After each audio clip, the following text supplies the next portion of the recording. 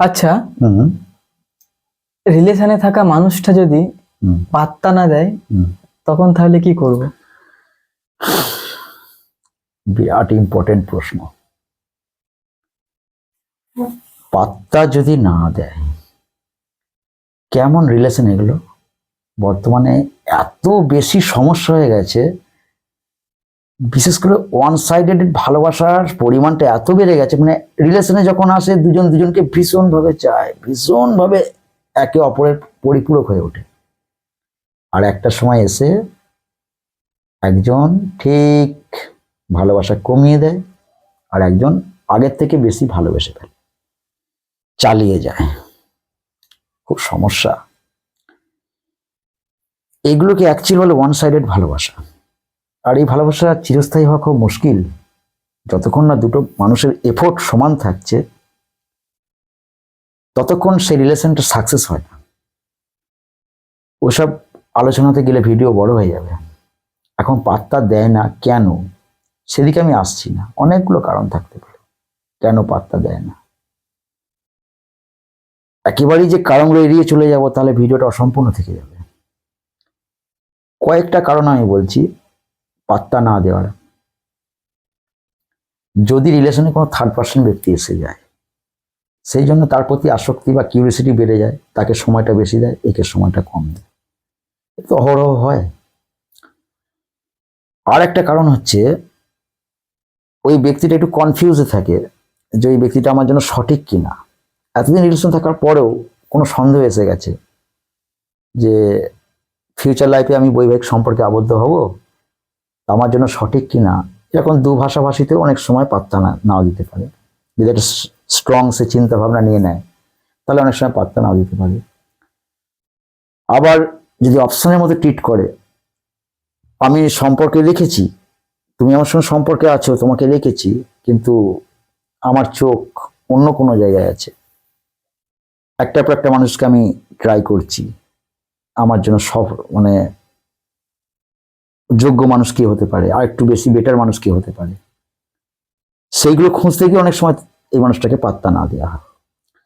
তা মেনলি হচ্ছে পাত্তা কেন দেয় না। আবার এমনটাও হতে পারে তার কোনো পারিবারিক সমস্যা হতে পারে, তার জবের ক্ষেত্রে সমস্যা হতে পারে, পড়াশোনার চাপ হতে পারে, সেই জন্য অনেক সময় পাত্তা দেয়। কিন্তু এগুলো তো স্ট্রংলি কোনো কারণ না। পাত্তা না দেওয়াটা বড় অপরাধ। আমি যতই ভালোবাসার মধ্যে ব্যস্ততা বলে কিছু নেই, সে যতই ব্যস্ত থাকুক না কেন, প্রকৃতি ভালোবাসা তাকে একটা মেসেজও করে দেবে যে আমি একটু খুব ব্যস্ত আছি, পরে আমি তোমার সঙ্গে কথা বলছি বা কন্ট্যাক্ট করে নিচ্ছি। পাত্তা যদি না দেয়, আমি দুটো কারণ বলবো। এই দুটো কারণ, পাত্তা যদি না দেয়, দুটো টিক্স বলবো। দুটো টিক্স যদি অ্যাপ্লাই ঠিক মতো করতে পারে, সে পাত্তা দিতে বাধ্য। এক হচ্ছে তুমি নীরব হয়ে যাও। নীরবতা হচ্ছে একটা বড় উত্তর। তুমি কিছু না বলে, কোনো শব্দ উচ্চারণ না করে তুমি তাকে অনেক কথা বলতে পারো, আর সেটা তার ভিত পর্যন্ত কাঁপিয়ে দেবে। তুমি একদম সাইলেন্ট হয়ে যাও, চুপ, একদম চুপ। সে যা করছে করুক, তুমি নিজের জায়গা থেকে চুপ হয়ে যাও। যদি তুমি মানুষটাকে ভালোবেসে থাকো, তুমি যখনই চুপ হয়ে যাবে, যখন তুমি কোনো রিয়াক্ট করবে না, সে কেন ফোন করছে না, কেন কথা বলছে না, তুমি তাকে জিজ্ঞাসা করা যখন বন্ধ করে দেবে, টোটালিটি বন্ধ করে দেবে, সে প্রথম কদিন কিছু বুঝতে না পারলেও একটা সময় আসবে, 4 দিন 5 দিন কি 1 সপ্তাহ পর, সে হাড়ে হাড়ে টের পাবে যে মানুষটা একদম চুপ হয়ে গেছে। আঘাতটা সে ভালো রকম পেয়েছে, এটা কিন্তু সে রিয়েলাইজ করবে, সে বুঝতে পারবে যে আমি বেশি আঘাতটা দিয়ে ফেলেছি। অলরেডি সে যদি ভালোবেসে থাকে, সে ফিরে আসবে এবং সে প্রশ্ন করবে তুমি কথা বলছো না কেন, কি হয়েছে বলো। যদি আমার তরফ থেকে কিছু ভুল হয়ে থাকে তাহলে আমি সরি বলছি, বা সেটা আমাকে বলো।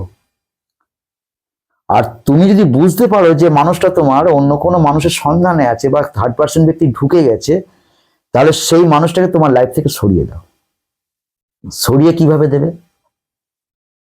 কোনো কিছু না বলে তুমি একেবারে গায়েব হয়ে যাও, চিরতরে গায়েব হয়ে যাও। বুঝতে পেরেছো? একেবারে তুমি গায়েব হয়ে যাও। সে একটা অন্য কোনো রিলেশনে গেছে বা কোনো থার্ড পার্সন ব্যক্তি ঢুকে গেছে, তাকে নিয়ে সে সময় দিচ্ছে, তোমাকে সময় দিচ্ছে না, তুমি যেটা শিওর হয়ে যাও। যদি তুমি এটা বুঝতে পারো, তাহলে সেই মানুষটাকে তোমার লাইফে ফিরিয়ে না এনে তুমি তার লাইফ থেকে নিজেকে সরিয়ে নাও, একেবারে গায়েব হয়ে যাও, এবং কোনো নোটিফিকেশন না দিয়ে তাকে কোনো কিছু জানাবে না। তোমার হোয়াটসঅ্যাপটাকে তুমি সরিয়ে দাও। যদি তোমার বিকল্প কিছু থাকে, তুমি হোয়াটসঅ্যাপটাকে ডিলিট করে দাও, উপর থেকে ফর্মালিটি অনুযায়ী ডিলিট করে দাও। তোমার যদি মনে করো যে তুমি যে সিমটা ব্যবহার করছো তুমি বিকল্প সিম ব্যবহার করতে পারবে, আমি বলবো সেই সিমটা খুলে রেখে দাও, অন্য সিম ব্যবহার করো।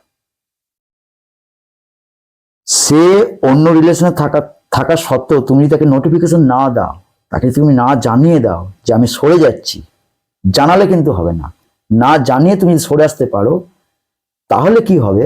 তুমি যদি এটা চাও যে আমি সরে আসার পর সে আমাকে নিয়ে চিন্তা ভাবনা করুক, আমাকে নিয়ে ভাবুক, সে শুধু ভাববে না, তার হৃৎপিণ্ডটা কেঁপে যাবে।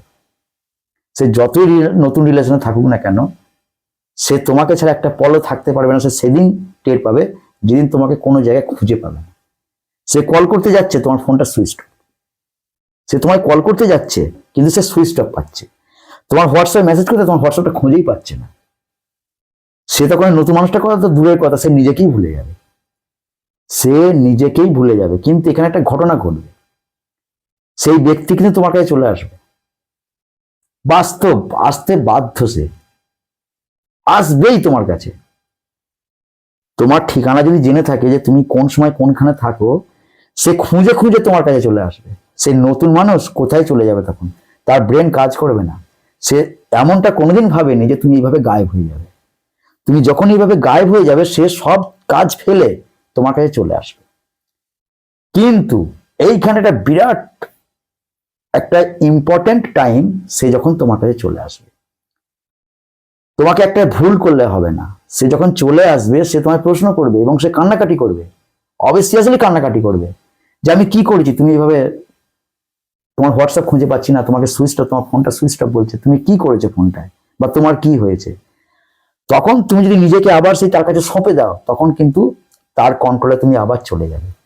তোমার ভিতর থেকে ভাবতে হবে, তাকে কাঁপাবার জন্য নয়, তোমাকে ভিতর থেকে ভাবতে হবে এই মানুষটা আমার জন্য সঠিক নয়, ওই মানুষটা আমার লাইফে এলে পরে আমার লাইফটা আরো খারাপ হয়ে যাবে। তোমায় স্ট্রংলি একটা অ্যাটিটিউড রাখতে হবে যে আমি মানুষটা থেকে সত্যি করেই সরে গেলাম। সে যখন আসবে তাকে তুমি এটা কোনো অজুহাত দাও যে না ঠিক আছে তুমি যাও, আমি পরে দেখছি ব্যাপারটা, আমার ফোনটা প্রবলেম হয়েছে বা সিমটার প্রবলেম হয়েছে, আমি দুদিনের জন্য খুলেছি, পরে আমি আবার ঠিক করে নেবো। এইটা বলে গায়ে মাথায় হাত বুলে তাকে তুমি বাড়ি পাঠিয়ে দাও। যখনই তুমি একটা অনিশ্চিত উত্তর দেবে, কোনো নিশ্চয়তা উত্তর দেবে না, তখনও সে বাড়ি যাবে ঠিকই, কিন্তু ভাবতে ভাবতে বাড়ি যাবে, সত্যি আবার সে সিমটা লাগাবে তো, আমি আবার তাকে ফোনে পাবো তো। যখন সে একদিন দুদিন 3 দিন 4 দিন তোমাকে ফোনে পাবে না, সে আরো লাফালাফি করবে, সে আরো মাতোয়ারা হয়ে যাবে, সে নিজেকে ভুলে যাবে, সে আবার তোমার সঙ্গে কন্ট্যাক্ট করার চেষ্টা করবে। কিন্তু তোমাকে নিজের জায়গায় অনড় থাকতে হবে, একদম নিজের জায়গায় অনড় থাকতে হবে, তোমাকে কোনো রকম সরলে হবে না। আর তুমি যদি তার মুখ চেয়ে তোমাদের পুরনো ভালোবাসার কথা ভেবে আবার তার কাছে নিজেকে সঁপে দাও, তাহলে সে তোমাকে আবার কন্ট্রোল করবে, তার নিয়ন্ত্রণে আবার নিয়ে নেবে। এইটা একটা ভাইটাল টাইম। তুমি একদম গায়েব হয়ে যেতে পারো খুব সহজে, তারপরে যে হ্যান্ডেলটা তোমাকেই ধরতে হবে, কারণ সে তো তোমার কাছে ফিরে আসবেই, সে তোমার বাড়ি চলে আসবে, সে তোমার জবের জায়গায় চলে যাবে, তোমার স্কুলে চলে যাবে, তোমার প্রাইভেটে চলে যাবে, যাবেই একদম 100% যাবে। কিন্তু কন্ট্রোল তোমাকেই করতে হবে, নিজেকে সঁপে দিলে হবে না।